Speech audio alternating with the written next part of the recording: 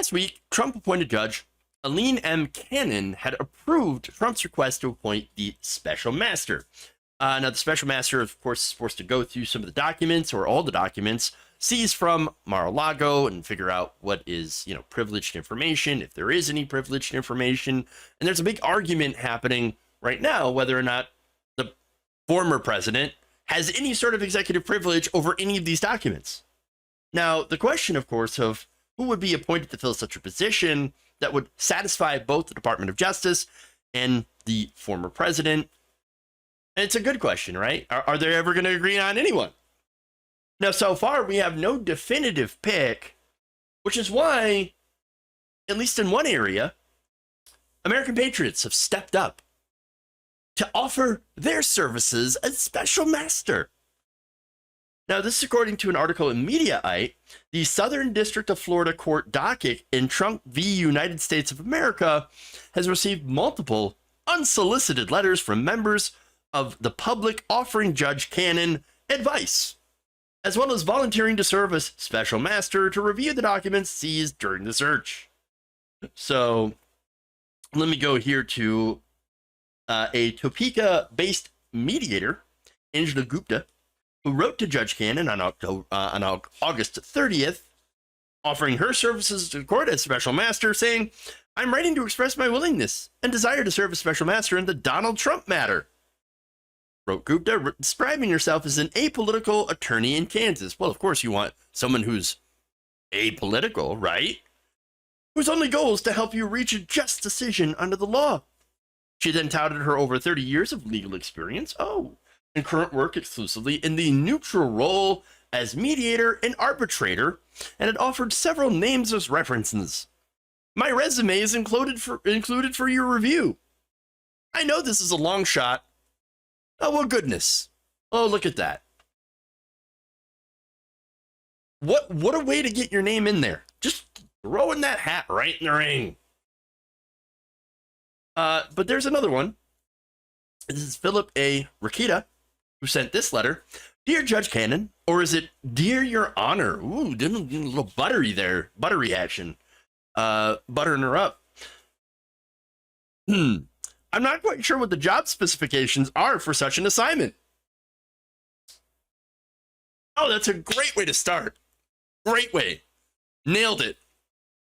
But I would like to offer my services for this task that I have no idea what it involves. He then described himself as only a retired businessman with an amateur's interest in history, politics, and the law. But I promise you, I'll perform the task to the best of my abilities. The best. The greatest.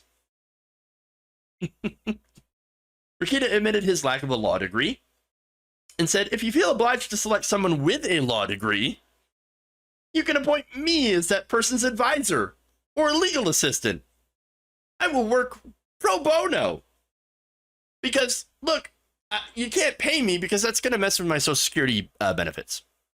Okay, fair enough.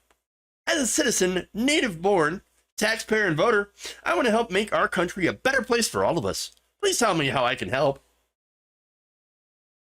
He also wrapped up his letter by pointing out that he had a connection to the Southern District of Florida Court District. What is that connection? Well, it turns out, both of my parents are buried there, and I have fond memories of visiting them when they were still alive in the previous century. He's nailing this one. Does that detail add anything to my application for that special master job? I hope so. Your friend and partner in jurisprudence, Philip Rikita. Loyal American. Loyal American. Oh, that's great. Now, there was another one.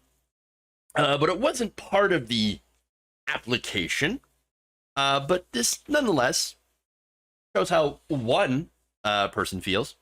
And this is Orain M. Cornish Sr., otherwise known as a distressed U.S. citizen. He says that while perusing the Yahoo News face page on my computer, that he was offended and repulsed by the statement by the Trump's attorneys, which identified Trump as the president instead of former president. I find this extremely offensive as a citizen of the United States. The fact is, as I'm sure you know, the USA has just one president at a time. To allow such verbiage to go unchallenged is to give aid and comfort to the continued efforts to undermine the democracy of the US. Please, I beseech you, to not let that arrogant falsity go unchallenged, because it is corrosive to our freedoms, our society, the form of government we choose to live by. See what happened on January 6th? Hey, not a bad point. Not a bad point at all. And in the postscript, Cornish wrote, in the interest of appearance, suggest you recuse yourself. Not bad advice. In fact, I agree with Mr. Cornish. I absolutely agree. So, look, as far as the rest of these, right? Why not? Look, at this point, the whole special master thing is pretty much a joke anyway. We know Trump, in trying to get a special master, is just there to waste time. He's stalling. Whoever that is going to go through the documents and then buy him, what, an extra few days? I don't know.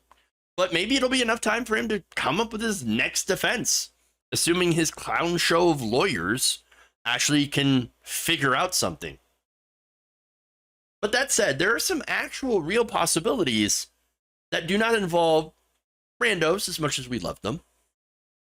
The Justice Department has actually proposed 2 former federal judges for the job, Barbara Jones, who's a Clinton appointee, and Thomas Griffith, a George W. Bush appointee.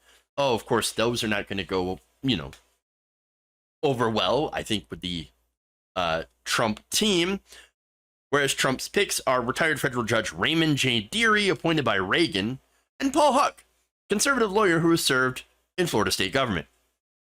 Again, I can pretty much guarantee that anyone chosen by the Trump side is going to be incredibly biased towards Trump, or his side will complain. I mean, again, that's how they got Judge Cannon in the first place. They continued to complain and complain and complain and file until they finally got the judge that they were looking for that gave him exactly what he wanted. So yes, they will complain, bitch, piss, and moan, and ultimately waste everyone's time while they try to wait out the clock.